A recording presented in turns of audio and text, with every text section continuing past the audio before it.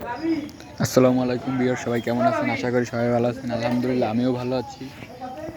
আজকে আপনাদের সাথে আমি একটি বিষয় আলোচনা করব। সেই বিষয়টি হচ্ছে আপনার ফার্মে যারা অনেক ভাই ব্রাদার আছেন, যারা আপনারা নতুন গরুর ফার্ম করতে চান এবং কোন ধরনের গরু কিনবেন এই বিষয়ে জানেন না, বা কোন ধরনের গরু কিনলে বেশি লাভ হবে, বা কী গরু কিনলে বেশি তাড়াতাড়ি লাভবান হওয়া যাবে সেই বিষয়ে অনেকেই জানেন না। তারা অনেকে মনে করেন যে ইউটিউবে ভিডিও দেখতে চান, তারা আমার ভিডিওটা দেখতে পারেন। আমার ভিডিওটা দেখলে বুঝতে পারবেন যে কোন ধরনের গরু কিনলে আপনার বেশি লাভ হবে আর কোন ধরনের গরু কিনবেন কোরবানির প্রযুক্তির জন্য। অন্ততপক্ষে আপনারা যারা নতুন খামারি ভাই তাদের কাছে মনে করেন 4 থেকে 5 লাখ টাকা আছে এবং খামারে আসতেছে, তারা আমার এই ভিডিওটা দেখতে পারেন।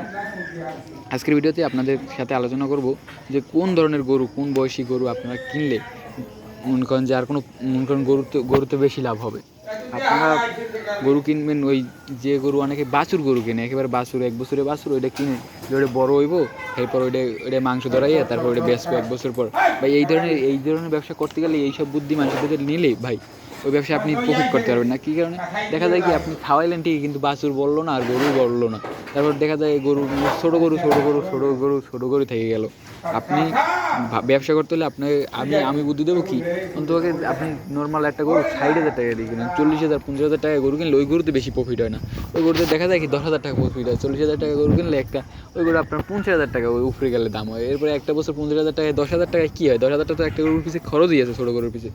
আর যদি আপনি একটা গরু 60 থেকে 70 বা 80 থেকে 90,000 টাকার মধ্যে একটা গরু কিনেন, ওই গরুটা আপনি গরু কিনবেন আর কোন ধরনের গরু কিনবেন?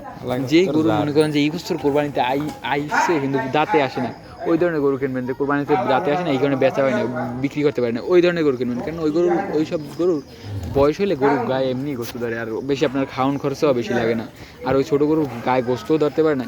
এই আমি আর মনে করেন যে আমি কোন ধরনের আমার গরুগুলো দেখেন, প্রত্যেকটা গরু এবার কোরবানিতে বেচতে পারতো খামারিরা, কিন্তু তারা বেচতে পারে না কারণ দাঁতে আসে না। এইসব গরু কিনলে মনে করেন যে এইসব গরু এইরকম এই শরীরটা থাকলে ভাই, এই যে যতটুকু উঁচু আছে এতটুকু উঁচু, আর বেশি গরু উঁচু লাগে না। এই যে উঁচু আছে এইতেই হয়। আর অনেকে আর ওই যারা ছোট গরু কেনে, ধরেন ছোটো কীরকমের